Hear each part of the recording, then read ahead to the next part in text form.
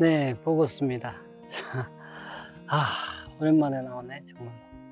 자, 오프닝이 좀 너무 적어 있나요? 그럴 때도 있어야죠. 맨날 너무 무겁잖아요, 역사가. 그러니까 한번 그렇게 해봤습니다. 이해를 하시고 편안하게 보시면 좋을 것 같아요. 오늘은요, 여기가 충북입니다. 충북 국살이라고 해서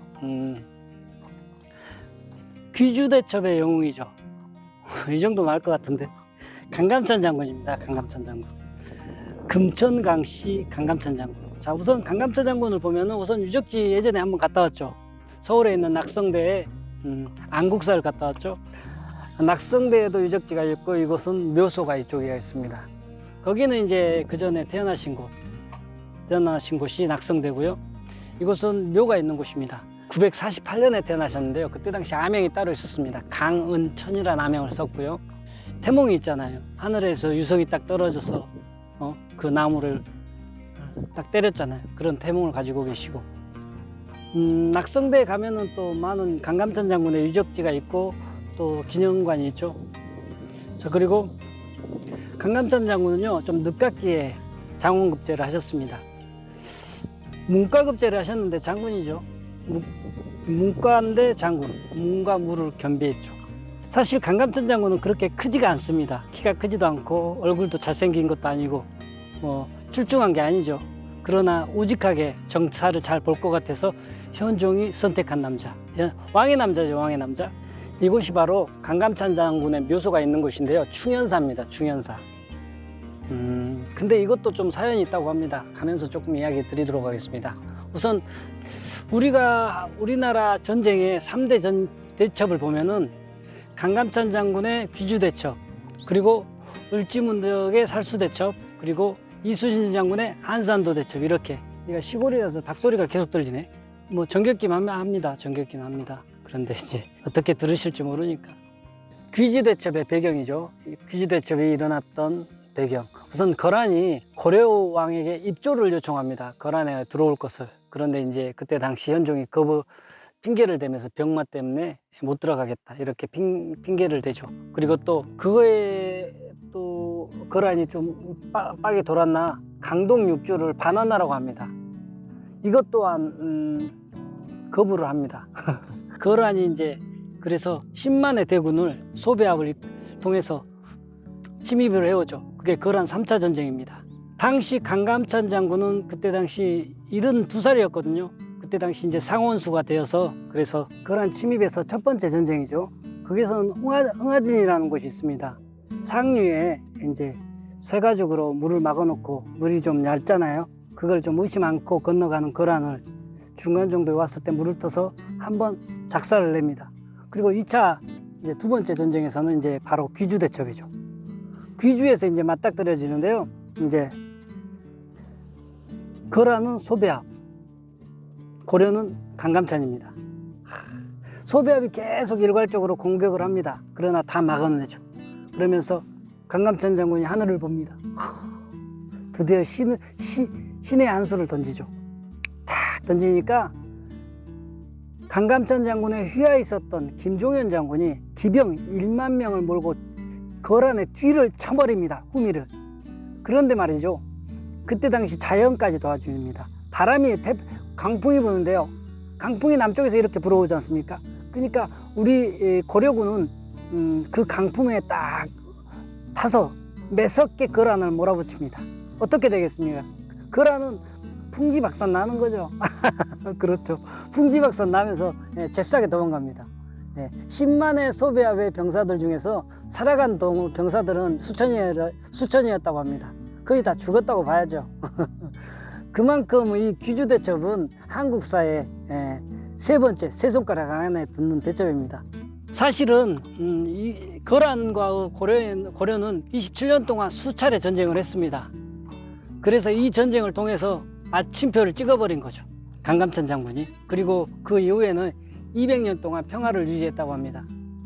현종께서는요, 그때 당시 되돌아오는 강감찬, 이제 전쟁에 승리하고 귀환을 할 거 아닙니까? 그때 당시 큰 연회를 베풀었고, 상금 포상도 많이 했고요.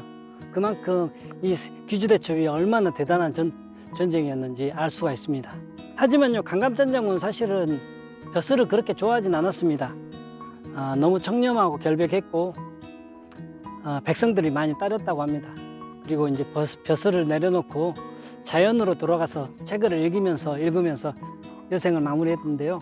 이쪽에 이제 강감찬 장군의 묘역 충현사입니다. 충현사. 좀 발음하기가 충현사로 잘못 발음할 수도 있는데 충현사입니다. 강감찬 장군이 계시는 충현사입니다. 충현사.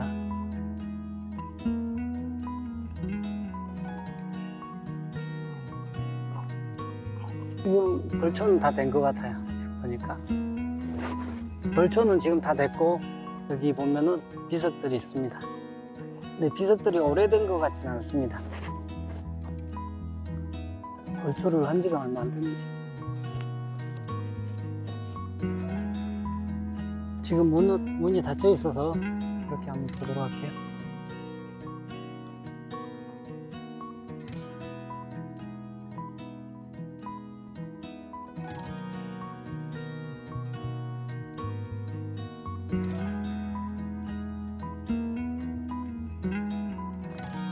민원공,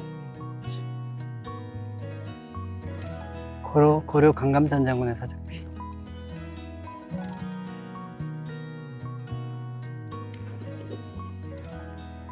이곳이 문화재로 지정이 안 돼 있어서 사실은 나라에서 충청북도죠. 충청도에서 이렇게 지원은 안 돼서 꾸미지를 못했네요. 문화재 유적지로. 아무것도 없습니다. 지금 여기 보는 것처럼 그냥 아마 문중에서 이렇게 만들어 놓은 것 같아요.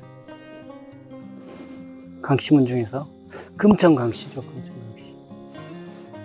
금천구하고 지금 그러니까 금천구하고 관악구 쪽에 있는 강씨들이 강감찬 장군의 후예들이라고 보시면 될 것 같습니다. 그쪽 강씨들이. 여기가 충원사인데요. 사실은 충원사는 허묘죠. 허묘. 당시 이곳에서 장군의 묘비가 하나 나왔습니다. 그걸 이제 추측을 해서 이렇게 묘를 만들었는데요. 이제 충청도에서는 이걸 인정을 안 해주는 거죠. 수차례 요청을 했는데 인정을 안 했다고 합니다. 묘비가 저기 있는데도 불구하고 흐지부지 돼서 아직까지 인정을 안 해서 사실은 이곳은 강감찬 장군의 유적으로는 인정을 못 받았기 때문에, 문화재로 지정이 안 됐기 때문에 복지시설이라고 해야 되나? 편의시설이죠. 편의시설이 하나도 없습니다. 주차장이나 화장실도 그냥 조그만하게 하나 있는데, 편의시설도 없이 제 거 차가 저기 있는데 나갈 때 골치 아프죠. 이렇게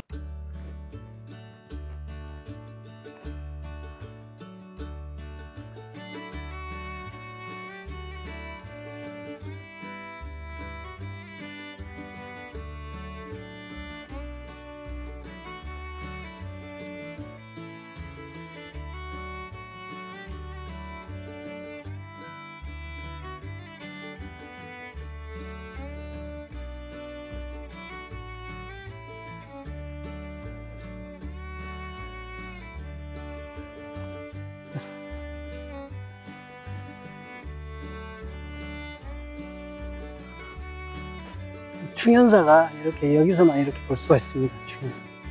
뒤로 갈서 볼 수는 없고 충현사죠. 지금 문이 닫혀 있어서 이렇게 들어가 볼 수는 없습니다.